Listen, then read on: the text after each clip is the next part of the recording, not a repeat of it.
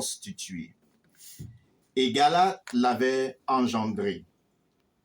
L'épouse de Galate lui enfanta aussi des fils.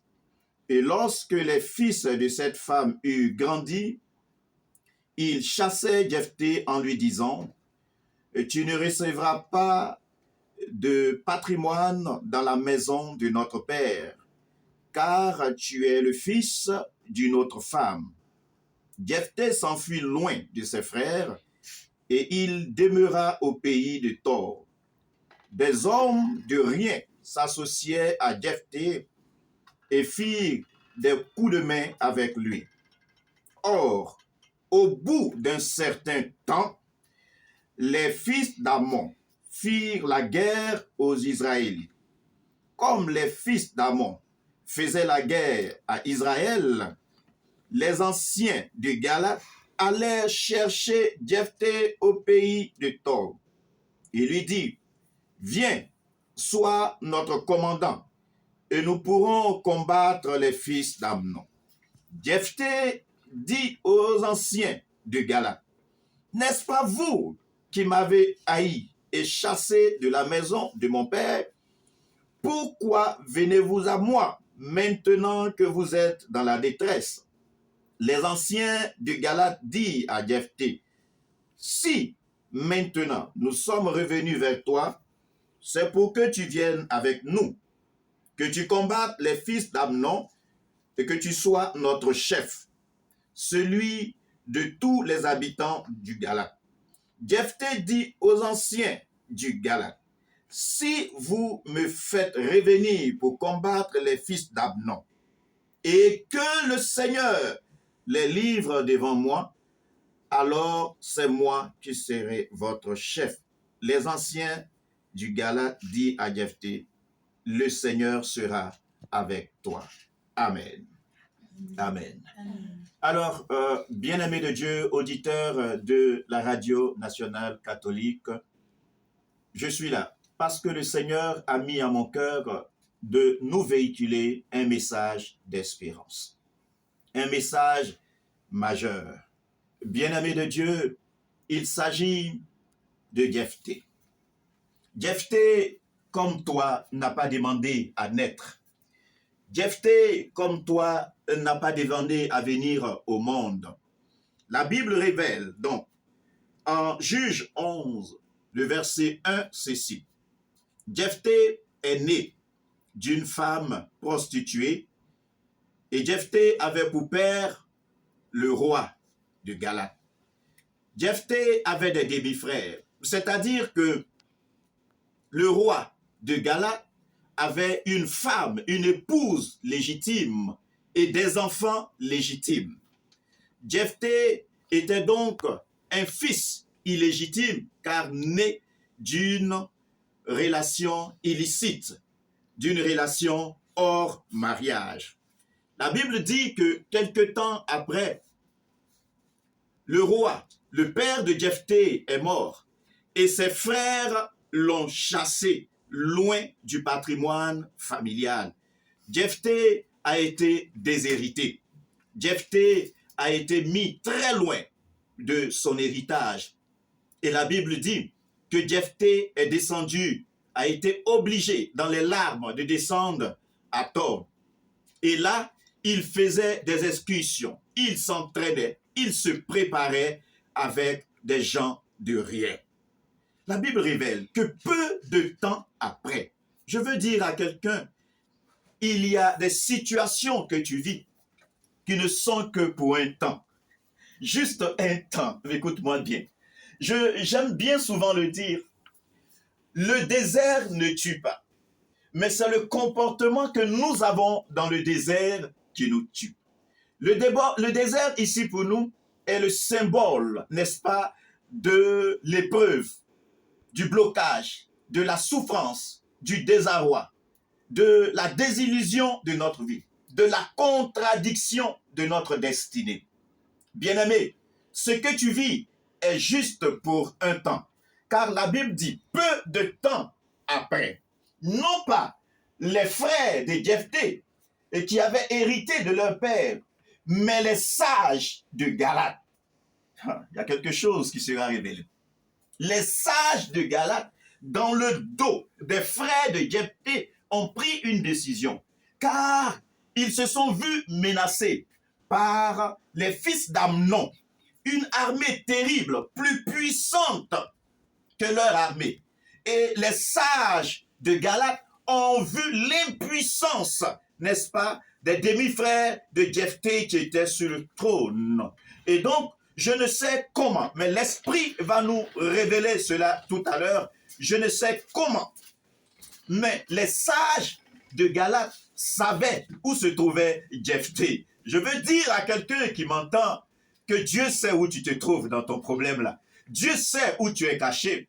Dieu sait où on t'a jeté. Car les sages savaient où était Jephthé. Ils sont allés chercher Jephthé et ils ont tissé une alliance avec Jephthé. Ils lui ont dit, viens, vaillant héros, viens, vaillant guerrier, viens.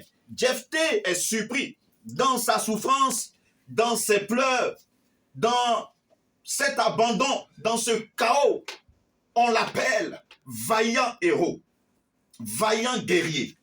Jephthé donc accepte l'alliance car les sages lui ont dit, viens nous aider, viens nous défendre, viens combattre avec nous et si nous remportons la victoire, tu seras notre chef, tu seras notre nouveau roi.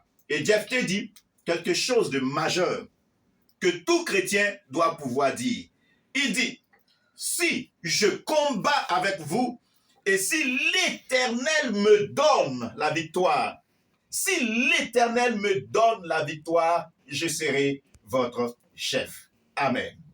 Voici l'histoire, la belle histoire de Jephthé. Et je crois que Jephthé, c'est toi ce soir. Jephthé, c'est toi, mon frère. Jephthé, c'est toi, ma sœur.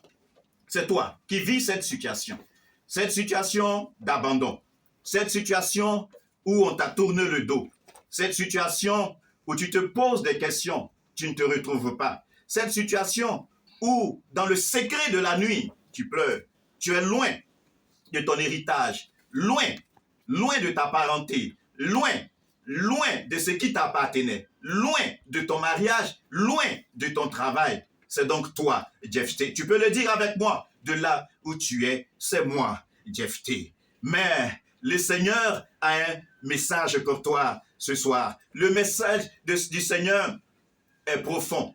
Et le Seigneur me dit de te dire, il me charge de te dire ce soir qu'il connaît tes problèmes. Il va s'en occuper. Il va s'en occuper. Jephthé était interdit. L'accès du trône lui avait été fermé et interdite. Jephthé n'avait plus le droit de voir ses frères, ses parents, ses amis. Il a été chassé de sa ville, chassé de la cour royale, chassé de la bénédiction, chassé de ce que Dieu avait prévu pour lui. Il avait été éloigné. C'est dans les larmes que Jephthé a quitté ses frères, dans les larmes qu'il a quitté la cour royale, dans les larmes qu'il est allé où? À Tord, une ville de vauriens, une ville pauvre, une ville sèche, une ville improductive. Jephthé s'est retrouvé à Tord. Et sûrement que toi, à l'heure où tu entends ma voix, sur les ondes de la radio nationale catholique, tu es sûrement à Tord. Quelque part, une terre aride, une terre hostile, une terre improductive. Ton foyer peut être actuellement une terre hostile et aride. Ton travail, une terre hostile et aride. Écoute-moi bien, Dieu a un message pour toi ce matin. Bien-aimé, la Bible précise que Jephthé a été chassé. Comment? Avec deux paroles. La Bible dit que ses demi-frères lui ont dit, tu es le fils d'une prostituée, tu n'hériteras pas de notre père. Ils reconnaissent qu'en lui, il y a le sang d'une prostituée, mais ils reconnaissent aussi qu'en lui, il y a le sang de la royauté. Alléluia. Je veux dire à quelqu'un On peut te chasser à cause d'une erreur. On peut te bloquer. Une muraille, une forteresse spirituelle, peut-être un obstacle à ta bénédiction à cause des liens ancestraux, des liens de famille. Tu peux être bloqué. Écoute-moi bien ce soir. Si tu es disposé à recevoir ce message, tu auras la bonne nouvelle que le Seigneur est en train de véhiculer à ton âme. Écoute-moi bien. On a chassé Jephthé de la royauté, mais le sang royal qui coulait en lui n'a pas été retiré. Il est parti loin de l'héritage, mais avec le sang royal. Oh, qui est ton roi? C'est le roi des rois, celui que nous appelons à la dévotion matinale, l'admirable sommité, Jésus-Christ le roi des gloires. Par ton baptême, par le fait que tu confesses Jésus-Christ, le sang de Jésus-Christ coule en toi. Si on t'a chassé, on ne t'a pas retiré le sang de la nouvelle alliance qui coule en toi. On ne t'a pas retiré les promesses de Dieu qui coulent sur toi. Écoute-moi bien. On t'a chassé, mais bien-aimé de Dieu, tu es lié à ton Dieu, tu es lié au roi par l'alliance, n'est-ce pas, du sang qui a coulé sur le bois à la croix. Écoute-moi bien, Jephthé est parti dans les larmes, mais la Bible révèle que les sages, qui sont les sages pour nous? Les sages sont allés le chercher.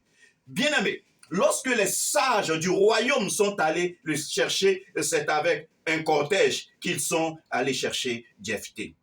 Mais Jephthé est parti dans les larmes.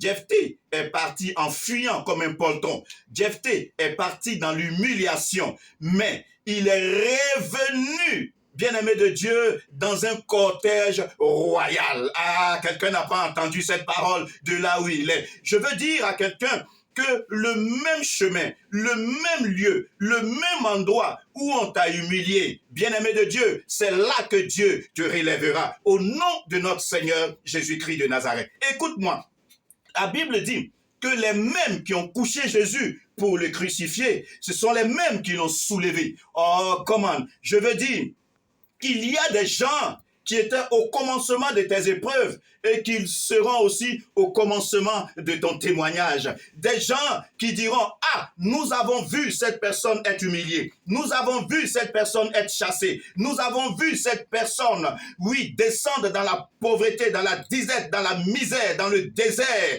Mais nous le voyons. Nous sommes des témoins oculaires. C'est pourquoi, écoute-moi bien, dans tes combats spirituels, ne tue pas tous tes ennemis.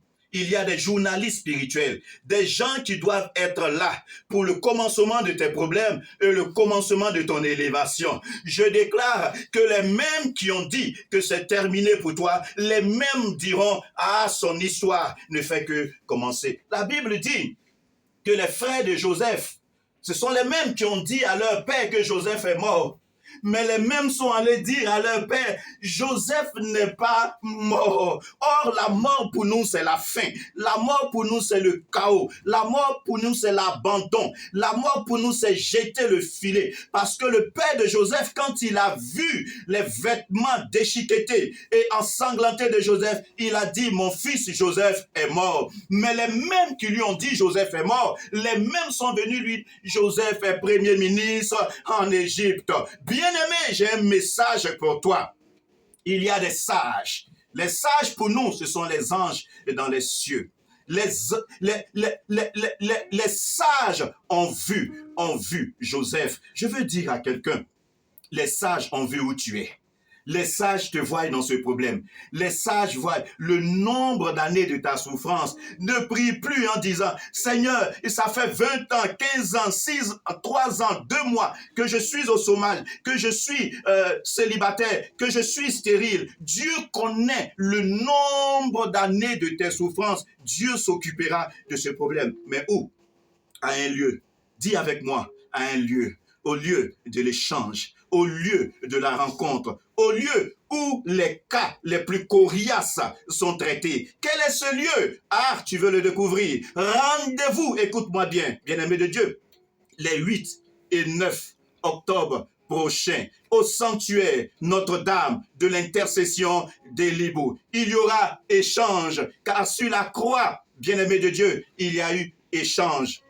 À Élibou, il y aura échange. Bien-aimé de Dieu, et sur tes larmes, Jephthé est passé de l'interdiction à l'introduction. Là où on t'a interdit, les mêmes qui t'ont interdit vont t'introduire au nom de notre Seigneur Jésus-Christ. Je me réjouis pour toi. Je suis déjà dans la joie, car je suis convaincu que les anges ont commencé déjà à te prédisposer à ce rendez-vous comment te dire, ce rendez-vous qui sera pour toi inoubliable. Les vendredis 8 et samedi 9 octobre prochain au sanctuaire Notre-Dame de l'intercession des Libous. Retiens que tous ceux qui reviennent d'un pèlerinage ont un nouveau nom. Abraham est parti à un pèlerinage. Son nom a changé. Il est devenu Abraham. Oui, un autre, Jacob, est allé à un pèlerinage dans le désert. Son nom a été changé. On l'appelle désormais Israël. Écoute-moi bien. Ton nom ne sera plus prière, mais ton nom sera exaucé. Et dans le nom de notre Seigneur Jésus, garde la foi, n'abdique pas. Tant que tu gardes le sang de Jésus, tout est possible en celui qui croit. Qu'est-ce que Dieu ne peut faire? Quelle est la chose que Dieu ne puisse faire? Garde la foi. Rendez-vous est pris les 8 et 9 octobre prochains pour vivre un moment que tu n'oublieras jamais avec la radio nationale catholique. Que Dieu te bénisse.